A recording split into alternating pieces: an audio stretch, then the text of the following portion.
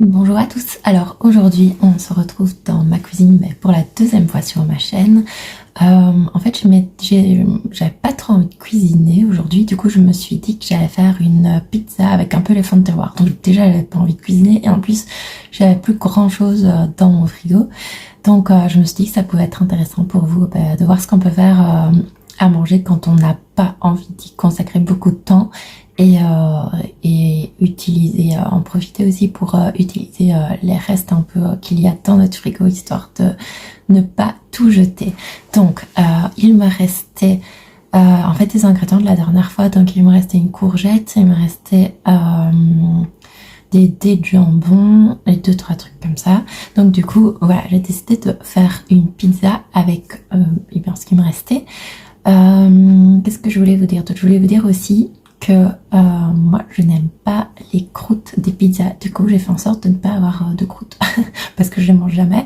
Donc voilà, ma pizza n'aura pas de croûtes les gars. Et ensuite la préparation est rapide, il faut à peu près 16 minutes au four, donc franchement ça, même si on veut manger tout de suite ça va assez vite. Ah oui, je voulais vous dire aussi, la pâte à pizza, on sait la faire facilement, ce sera l'objet d'une prochaine vidéo je pense. Mais ici pour cette fois-ci, moi je l'avais acheté moi-même, mais sinon il y a pas fort, enfin en tout cas moi je ne mets pas de temps pour qu'elle repose. Donc au final je la fais en 5 minutes, je mélange les ingrédients et c'est bon. Donc voilà, mais ici ce sera une pâte à pizza que j'ai acheté déjà préparée, donc voilà, encore plus pour quand on a la flemme, hein. Et bien voilà, je vous laisse avec la suite de la vidéo, j'espère que ça vous plaira. N'hésitez pas à commenter cette vidéo, à me dire si ça vous plaît, n'hésitez pas à la liker et à la partager. Je vous souhaite à tous un très bon visionnage. Alors aujourd'hui, on a un petit accompagnant avec moi. Et donc vous aurez besoin de cubes de jambon, d'une pâte à pizza, de l'origan, un mélange de cubes pour feta et des olives, de la passata, donc de la purée de tomate, une courgette, du fromage râpé, c'est un spaghetti mix. Alors ensuite il faut préchauffer le four à 200 degrés, donc pour moi c'est à 200 degrés mais je pense qu'il chauffe un peu moins fort que certains autres fours, donc à vous de voir, vérifier un peu si votre four par rapport au fonctionnement de votre four, si vous avez l'impression que vous devez plus souvent augmenter ou diminuer la température, ajuster un peu. Mais voilà, moi c'était à 200 degrés en tout cas. Alors ensuite j'ai sorti la grille du four pour y placer ma pâte à pizza. Alors les pâtes à pizza, quand elles sont déjà toutes faites comme ça, elles sont comme c'était vendu avec du magasin, il y avait déjà le papier sulfurisé, donc on n'oublie pas de le mettre. Et alors moi j'utilise une grille sulfurisée avec, que la pâte au final soit assez sèche et pas imbibée de la sauce, etc. Et je trouve que ça fonctionne mieux que sur directement une plaque de cuisson normale. Alors par-dessus je rajoute l'origan. Donc quand je fais la pâte à pizza moi-même, je mélange directement l'origan dans la pâte à pizza. Et là, vu que ce n'était pas fait maison, j'ai placé l'origan par-dessus et je mets un peu de passata. Alors là, moi j'en ai eu quand même assez bien. Je vous avoue que je pense qu'un peu moins ça aurait été quand même mieux. Donc voilà, j'ai pas mesuré, mais vous voyez plus ou moins la quantité que je mets. Donc je l'étale sur toute la pâte à pizza et comme je vous disais, comme je n'aime pas les croûtes, je l'étale vraiment jusqu'au bord. Voilà quoi, vous voyez, il n'y a plus du tout de bord à la fin, il n'y a plus du tout de bord pour qu'on puisse, pour qu'il n'y ait pas de croûte au final et que toute la pizza soit imbibée de tomates et du reste des ingrédients. Alors ensuite, donc j'ai coupé en rondelles et épluché la courgette et j'applique les rondelles sur la pizza. Et alors au bout de 16 minutes, la courgette est vraiment bien cuite. Moi c'est ce qui me faisait le plus peur, c'était que la courgette ne soit pas assez vite cuite par rapport au reste de la pizza, mais il n'y a pas eu de souci. Mais par contre les tranches étaient faites vraiment très finement.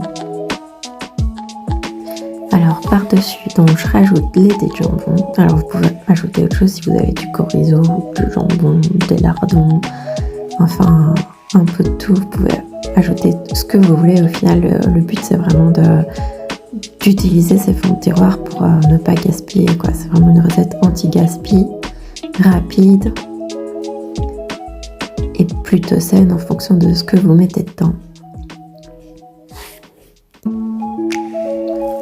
Alors ensuite, après ça, j'ajoute mes olives et ma feta. Donc je prends pas l'huile qui est avec parce que sinon la pizza va être hyper grasse. Par contre, l'huile quand je fais des salades, je l'utilise comme vinaigrette. Mais voilà, donc, je répartis, j'ai utilisé les 3/4 du bocal.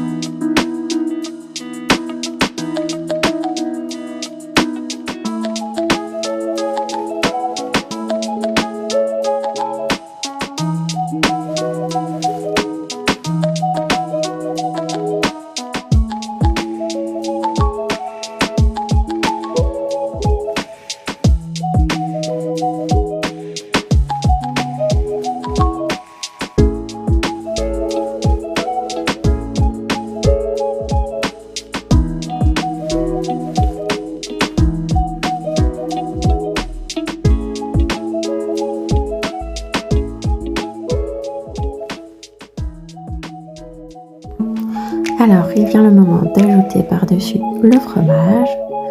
Moi, je mets quand même assez bien, parce que j'aime ça. Moi, mes pizzas sont toujours quand même assez chargées, hein, mais franchement, là, je trouve que j'ai pas trop exagéré par rapport à d'habitude. Et je trouve qu'elle était pas trop chargée. Vous dites-moi ce que vous en pensez. Et si vous avez d'autres idées d'ingrédients qu'on peut rajouter dans une pizza comme ça facilement, qu'on a souvent dans son frigo, n'hésitez pas à partager ça en commentaire.